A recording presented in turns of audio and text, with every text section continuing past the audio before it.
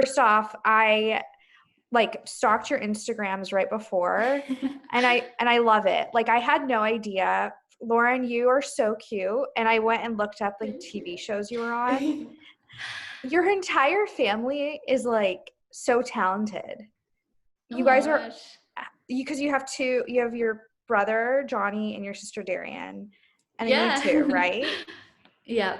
Yeah. Yeah, there's quite a few of us, but thank you. Yeah, that's so nice. How did you guys like growing up? Were all of you just always like singing and creating and being super creative, or how did you guys become such uh, like a superstar family, I guess? Okay, well, it's kind of a crazy story. So it started off just as like a hobby for my sister Darian, who was I think 13 at the time, and then our brother Johnny, and he was only 8. So it was like Oh my definitely did not, God. yeah, it was not professional at all. There was like no intention of ever becoming anything like this. So they made a YouTube video over Christmas break in my parents' bathroom because it had the best acoustics, and then posted on YouTube. It did okay. I think it got like probably a couple hundred views, like nothing crazy. But for some reason, they just really liked doing it and they kept posting. And then eventually Lauren, I think, wanted to be part of it. So she started posting too. Yeah, I kind of saw what they were doing and I was like, you're not doing this without me kind of thing, just because as the younger sister, I wanted to be part of everything. And so I started a YouTube channel too. I think I started mine when I was 8, which was like a few years after my brother. And yeah, I don't even know. My videos in the beginning were like home video compilations kind of, and just videos with my siblings. And we definitely didn't have any intention of it becoming what it is now. It was really just something that we were doing because we were bored and it was fun to us. Yeah, That's crazy. And Maddie, were you like the older sister kind of like making fun of them for Actually, yeah. Yeah, I was like definitely not a part of it. I went to university for 4 years, and then once I graduated, I kind of had to decide whether I was going to like get a traditional job or enter the entertainment industry a little bit. And I thought I might as well try it out because I wasn't really a part of it, but I figured it's a good opportunity. And I was always interested in having like a unique life, I guess. So I feel like that is fitting part about it. Yeah. And I also think that like Maddie's not necessarily the type that likes to be in front of the camera per se, but you do a lot of stuff like business and other creative stuff that you might not see on social media, like Artlist, your clothing line. Yeah, for sure. Yeah, I feel like you're the sister manager, like business, like creative out of the bunch. So for sure. Yeah. I managed Lauren after I graduated school for like a year and a half. Now she's a real manager, but that was like kind of my entrance into the industry. How did you, being sisters, is that how you guys started working together when you started to manage her? Yeah, I went to school for media studies, so it was pretty fitting. I feel like I kind of knew what I was doing, like on the side of like the brand deals and helping her with her content stuff. So we just started working together and then kind of grew from there. And then I kind of am starting to do my own thing now. So kind of been a journey for sure. So why did you guys decide to start the Sister Diaries podcast? Well, we started it, was it last summer? Yeah, at the beginning of last summer. Honestly, we were just like a little bored because it was summer, school was over, and Maddie listens to a lot of podcasts. I've recently gotten into podcasts, but at the time I didn't really listen to too many. But it was your idea. It was Maddie's idea. And she was like, of course, we should start a podcast. And at first I was like, I don't know, because I didn't know a lot about podcasting. It was like super unfamiliar to me. But then I don't even know. It was like a pretty impulsive decision. Maddie was like, the studio's booked and we're going in to record our first episode. And I was like, okay. But yeah. Because you're 15, right? Yeah. So I feel like a lot of Gen Zers or people that are still in high school, they're just learning about podcasts. They're just finding out about it. Yeah, for sure. I would say most of my friends are into like YouTube and TikTok and Netflix, but not too many of them are like super into podcasts, but I feel like in like the past few months, my age, like teenagers, I guess, have got more into it. Yeah, since we've been home in quarantine. For sure. Yeah. And I think more influencers now are starting their own podcasts too, so it's just more common in general. Yeah, it's just like having like a YouTube channel or a blog. It's like another medium for sure. Yeah, exactly. So how do you guys work together without fighting? Because I have a sister and I don't know if we could work togetger without like arguing every 10 seconds. Well, I mean, I wouldn't say that we don't ever argue. I mean, we definitely have our moments, but I think for the most part, especially since Maddie's older, she's like 22, I think. 23. 23, sorry, it changes every year. But yeah, I don't know. I feel like just because Maddie's a little more mature, whenever I try and start stuff, she's like, I don't know, the bigger person most of the time. I try. But I just think we have a big enough age gap that it works a little bit more. Right. Like, I don't think I could do it with my 22-year-old sister because like she wouldn't be respectful in the same way. Like I feel like Lauren and I have like a mutual respect for each other. And she's also super mature for being 15. I also don't think I could have a podcast with a normal 15-year-old or like myself when I was 15. So it definitely helps. Yeah, I mean, Lauren, when you started YouTube and you got on Musical.ly, which is now TikTok, did you think like you would become an actress? Did you ever want to become an actress, or did it just kind of happen? Honestly, I think that when I started YouTube, I like the whole concept of acting was like completely foreign to me. I never thought that that would be something that I got into, but I always was interested in it. Like my brother acted when he was younger, and at the time I wasn't into acting at all, but whenever he would do auditions, I was like very interested in it.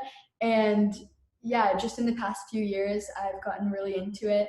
I started on a digital show called Total Eclipse, which airs on YouTube, and that was kind of like, I guess, my first taste of acting, and that was 3 years ago. So since then, I've just been really into it and auditioning, and I filmed a movie 2 summers ago now. It came out last summer, and yeah, I just love it so much. Is it weird? I don't know. I feel like, is it weird how do you balance being a teenager and having this career in entertainment? Like what keeps you grounded, and how do you balance school and like filming and like doing everything? Yeah, balancing school and filming is a little bit difficult. In the past few years, I've been to a lot of different schools, but like last year and the year before that, I went to a school that was for athletes, which obviously I am not, but it was athletes. Yes, and I'm so like Canadian. I'm the least coordinated person ever, so it's kind of funny. But they basically just give you a lot of freedom and flexibility, so that made it really easy to take a few weeks off school and do everything online when I was filming and when we would go to LA. This year I'm at a real high school though, so it's been a little bit harder, but Brat, the production company for Total Eclipse, they're really good about trying to organize stuff around my schedule and around my brother's schedule, because they know that school is really important to us and it's sometimes hard to get out of. Sorry, I was just gonna say, I think Brat is super good about that, and they work with a lot of different influencers who maybe they don't come from like an acting background necessarily, so that so the company is a little bit more flexible to work with them, which is really helpful. Got it. That makes sense. I was wondering about that. I was like, do you have to like do your school homework in between shoots, or like how is it? Yeah, they do that. You do? Okay. Yeah, when we're on set, so the work day is like 9.5 hours because I'm 15. I don't know, very complicated, but and of the 9.5 hours, 3 hours have to be school. And like, so you're doing school on set, which is actually really good. Yeah, there's a teacher that helps you stay organized and stay on track. And yeah, I think it's really important to everyone in film too that kids are getting an education. For sure. And do your followers see that behind the scenes stuff or not really?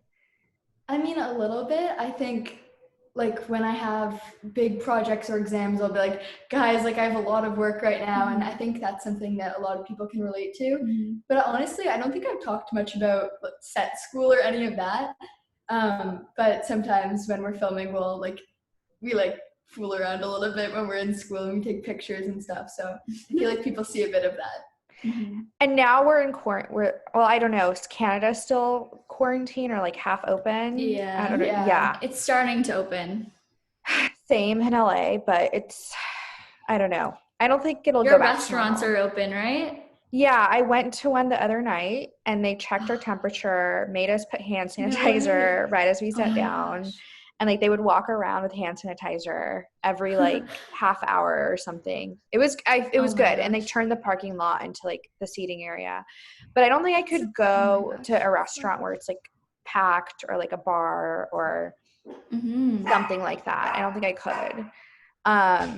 And it's weird because Orange County opened up like way before LA did. But I don't think people are going back to work. I don't think events are going to be happening till 2021 is what I'm like hearing. So just like a different world.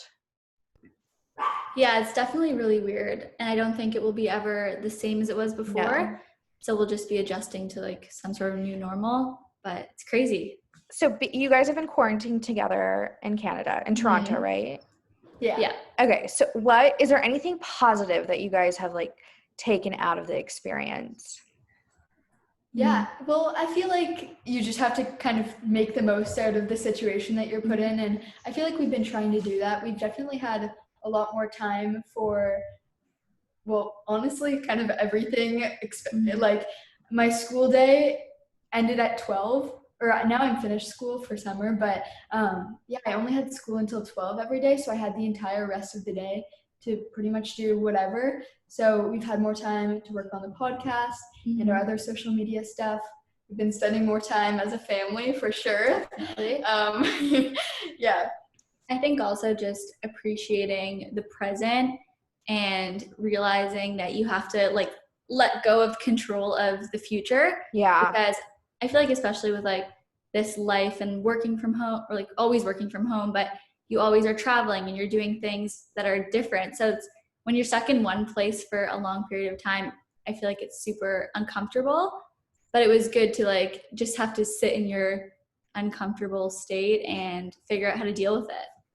I totally agree. And I know this sounds weird, but about like end of April, beginning of May, I was like, I'm kind of used to this now and I like it. And I don't want to go back to like burning myself out and, cramming like 10 different events and meetings and recordings and all these different things in the same day. So I think I'm definitely going to try to take some of these new habits I formed, and I don't know what normal is even. It's not going to be like it's a new normal, but yeah, I mean, and I've been reading so much. Like that's good. Have you guys read anything new? I got an iPad, so I'm trying to read on my iPad. I haven't finished any book because I keep starting them. So I'll start like 4 or 5 books at a time, which is probably not good. But yeah, I have been reading too. I've tried. Honestly, reading, I swear the only time I ever read is for school. But like, it's not that I don't even like reading, because whenever I do read, I'm like, oh, I don't mind this. But I feel like it's just starting a book is like kind of intimidating because you know that it's so. But you don't have to finish it. Sometimes you can just scroll through or look through the chapter that you want to read or want to take away. That's what I do sometimes. And then I'll go back to it when I feel like, oh, I need to like read this chapter, find this chapter. So yeah, it's, are you TikToking more? Yeah. Okay. Yeah. That I feel like that's what I've been doing with most of my time. Very true. My screen time is dangerously high. What is your screen time? Like 18 hours a day? I'm kidding. Okay. It's like 12. Seriously. No. That's like a very, very bad day. I would say like it's normally around 7 to 10. It's like 10 hours every day. Which I'm not proud of, but most of it is TikTok. Mm-hmm. What is your favorite TikTok trend right now? Ooh, oh my gosh. Well, I feel like the dances are kind of a classic, and it's like, I feel like that's how I spend so much time on the app, because I'm learning all these dances. She learns all of them. But my favorite trend, I don't know. You have a favorite trend, Maddie? I swear you spend a lot of time on it too.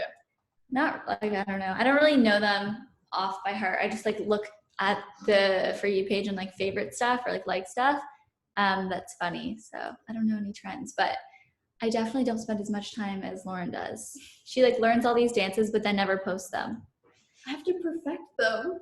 Honestly, that's why I haven't been. I tried to do the dances. I'm like, I give up, because I just do like Trader Joe hauls, skincare routine, like things I buy on Amazon, because I suck at the dances so bad. Like I would have to go to TikTok dance school before I could post.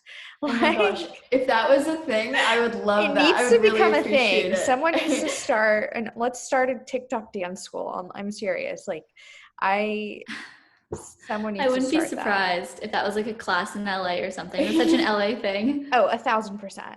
1,000%.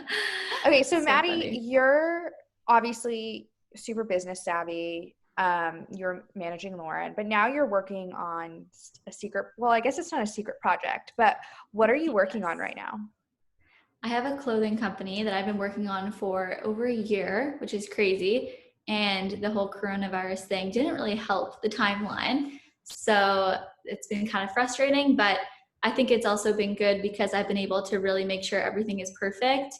And I've been able to change some things that I don't like anymore, which is good. I feel like everyone's taste kind of changes over the course of a year. Yeah.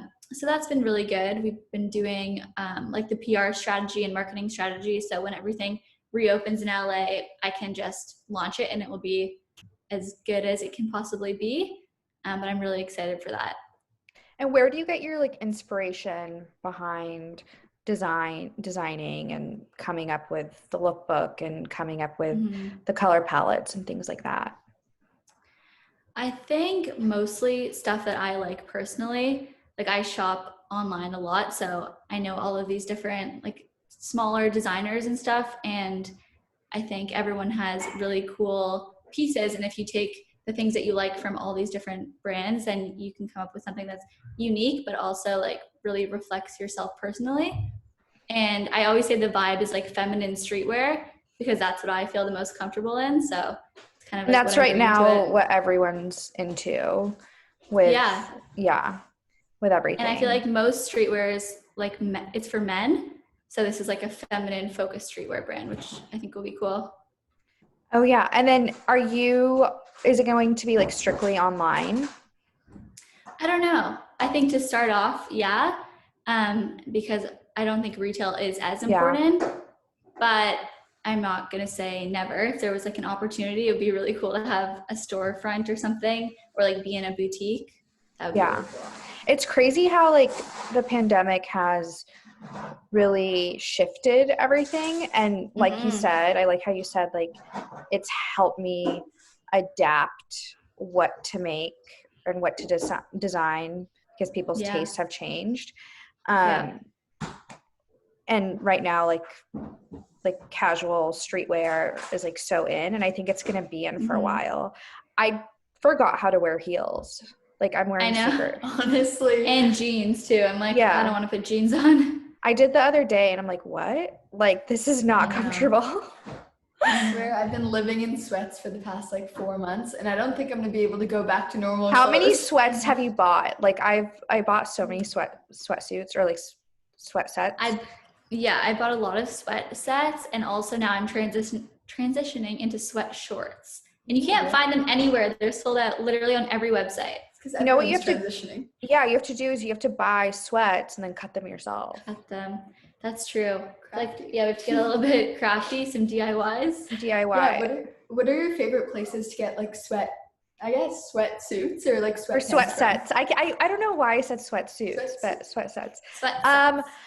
I bought a couple on Boohoo. and Nasty Gal. Okay. And then there's like Amazon. I bought a bunch on Amazon. I'm not gonna lie. They were like super cheap. And yeah, we do that too. I've been ordering Gildan blanks which is what we usually use for merchandise, but just getting blank Gildan sweatsuits and wearing them. Like Lauren's sweatpants are Gildan. I'm literally wearing them right now. And honestly, it makes so much sense because that's basically what you're getting when you buy from a normal store anyway. But since it's not like brand name, or I guess it's like $10. Just like the most basic thing ever. Yeah, it's so much cheaper. And honestly, they're so comfy. I know. And I honestly, after this, I don't even care about brand names anymore. I really don't. Honestly. Yeah, no, it's so true. Like my priorities have shifted. Not important. No, not at all.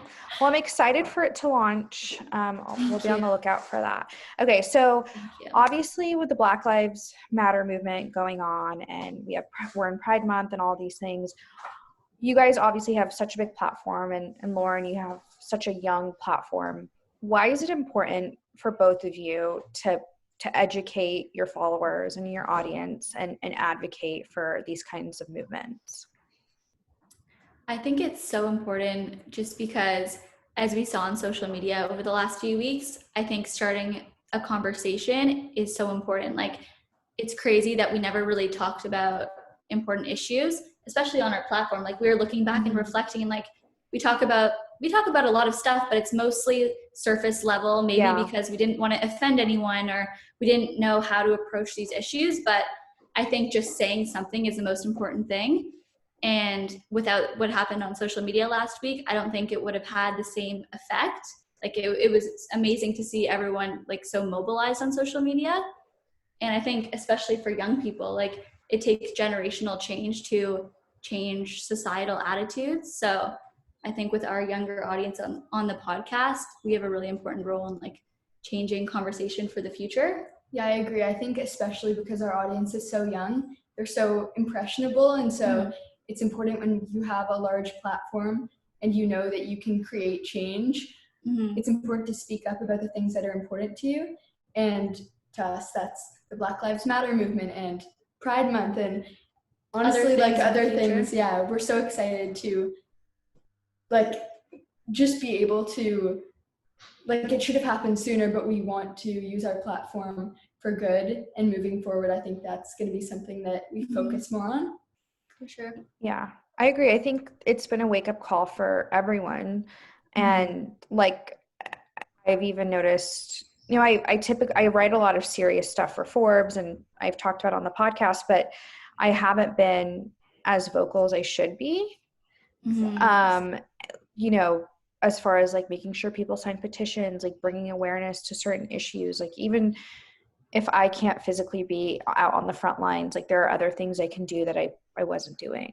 So yeah, totally. Yeah, we all play a role. I don't think there's one way to make change in the best way. Yeah. So I think as long as you're doing something and doing the best that you can, and if you have a platform, maybe that means speaking out and continuing to, even after this social media wave dies down a little bit. I think people shouldn't stop just because people aren't posting on social media. I think there's the power in that, but that's just like the first step. So exactly. Yeah. It started the conversation, but I think it's really important that we continue to talk about things, or even like aside from Black Lives Matter, like everything in the future that we find it important to us, like we need to speak about it on our podcast.